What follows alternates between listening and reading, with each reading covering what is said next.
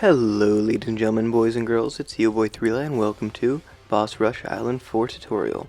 Start off with a 032 Mob Mauler on Strong, as well as a Druid on Strong, and Azalea as your hero.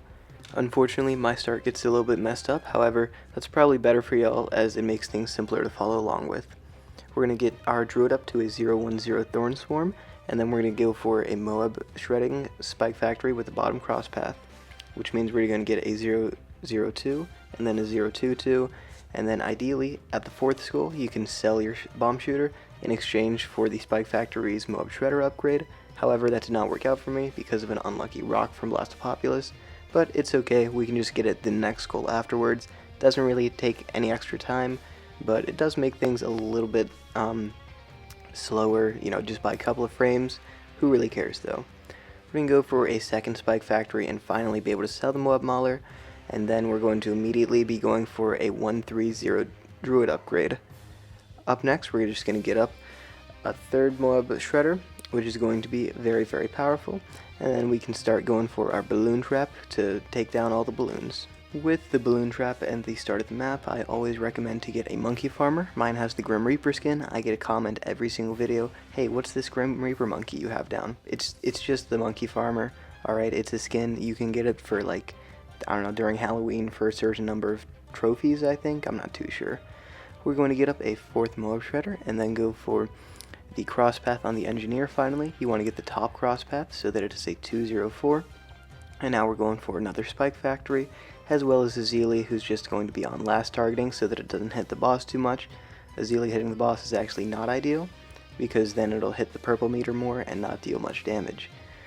You're going to put down another Druid. One of the two Druids should be on Strong, one on First, and then get down a second Engineer. Having two Druids is going to be able to take out all the balloons, whether the Engineers have their traps down or not, which is very useful. We're just going to keep on spamming some Spike Factories and try to get it as close to the placements that I put them in. Ideally, we're putting them in the middle area so that it can hit both the left and the right side of the track. And now we're just going to get down a third Druid who's going to be on strong targeting again so that it can take out the bigger balloons rather than focusing on, just the red balloons that are at the front, which really don't matter. You can see we're not really getting camo defense, and the reason why we made that decision is just because the camouflaged upgrade means that the Spike Factories will be able to deal more than enough damage to them. We can sell the bottom left 4 Spike Factories, they were the first 4 we placed down, and then we can sell the second Engineer in exchange for Balloon Trap. We're going to be very quickly getting up the Cleansing Foam upgrade, which is just the 031, so that the big trap can take all the camo balloons as well, because we want extra money from them, and also I guess, during round 76 and stuff, you don't want to be messing with your mad trying to kill those camo balloons, We're just going to keep on putting down some Moab Shredders until I feel like we're comfortable to get the mad up. Now, I have 6 Moab Shredders currently attacking the boss, which should be more than enough. I recommend you get somewhere between 5 and 7. That's a good range, so kind of depends on their placements, whether or not they can hit the boss fully. But anyways, now we are saving up some money, and once we're at about $52,000, we were supposed to get the overclock up a little bit earlier than that, my bad.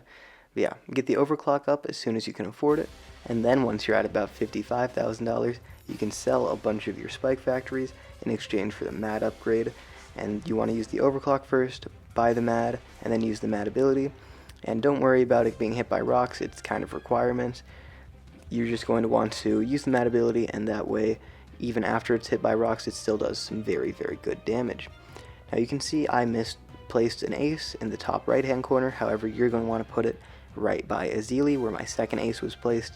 This first one I unfortunately am not able to sell for a while because it's really annoying. I'm going to put things at 2 times speed because it's very boring from here on out.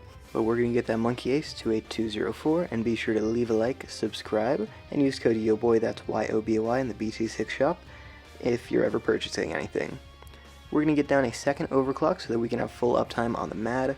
And whenever you're buying an overclock, you want to wait for an overheat to happen and then buy the overclock. The overheat is just when the purple meter fills all the way up and then sets the whole map on fire. It's very noticeable. We sell all of our junk towers for the Flying Fortress. The junk towers are the Spike Factories and the misplaced ace. And also you're going to want to put down a bunch of Desperados on the corners of the map because it will be targeting the cheapest and furthest thing. I'm not too sure which, but it's going to target them and waste some of the rocks on them, which is very nice. we're just overclocking things here. You can see as we get up overclocks. I have 4 of them currently up, which is full uptime for both the Mad and the Flying Fortress. And as I said earlier, I waited for an overheat to happen, which resets the original overclocks. All the ones currently placed, it'll reset their cooldown, and that means if you immediately buy some new ones, those cooldowns will fill up and we'll be able to use them. Up next, we're buying a Ray of Doom, and you can see there's an overheat, so I sold 2 of the overclocks and I rebought 2 of them. And that way I just have more overclock uptime. Now I'm going to be honest, in terms of timing overclocks perfectly the way I do, it makes a difference of maybe 2 or 3 pops. It does not matter that much, but it is, it just helps a little bit. It gives me a better thumbnail, better title. I care about it, so I'm teaching you guys how to as well. You're going to want to target your Mad and your Ray of Doom. It is kind of annoying to target both of them, which is why I'm struggling a little bit. However, what you could do is actually pay attention to the game, and instead of locking them both in place, you just have your mouse always hanging over the boss. I'm really lazy though, and I don't want to do that. We're getting up a spiked mines here, and then once we save up $85,000, we sell our big trap in exchange for the super mines. And ideally, you get it before the boss is really in range of the super mines like I did. However, you don't really have to. And then we're just overclocking everything. We get another overheat, which means that we sell something for another overclock. We sell the overclocks to buy more overclocks. It makes mathematical sense to us. And also I decide to get up another 140 Dartling Gunner, so I can sell the first one and then use the ability again. That's an advanced technique that most people know, but I still think I should include it in some videos because it is very nice, very useful. I hope this guide helped you out. Be sure to leave a like, subscribe, join the Discord if you want to find a good team. It's in the description. Whether you have a good team and you want to find new players, or you want to start a team, or you want to find a good team, just join the Discord. It's very helpful. I'll see you next time. Peace out. Bye. Oh, and thank you so much to the person who bought me this mic. They PayPal'd me like $60, and so now I have a microphone, and hopefully my audio quality's better.